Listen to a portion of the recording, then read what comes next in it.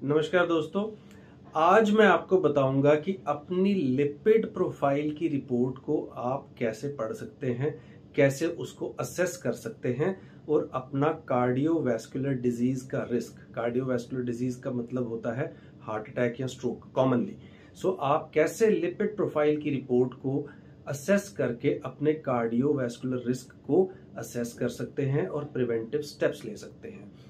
तो करना क्या है कि आपको अपनी लिपिड प्रोफाइल की रिपोर्ट को देखना है और उसमें दो रेशियोज मेंशन्ड होंगी। जहां पे ऊपर एब्सोल्यूट वैल्यूज होती हैं उनके नीचे दो रेशियोज मेंशन्ड होंगी।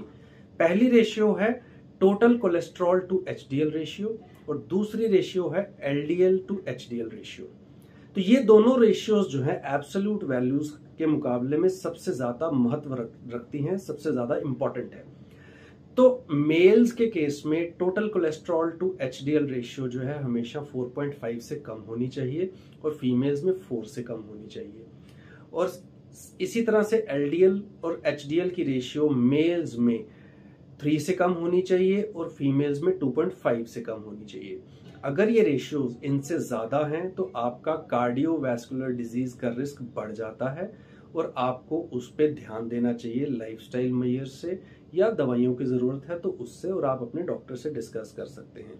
तो लेकिन ये सिंपली दो रेशियोज पढ़ के आप घर बैठे अपनी लिपिड प्रोफाइल से अपना कार्डियोवैस्कुलर डिजीज का रिस्क असेस कर सकते हैं। धन्यवाद।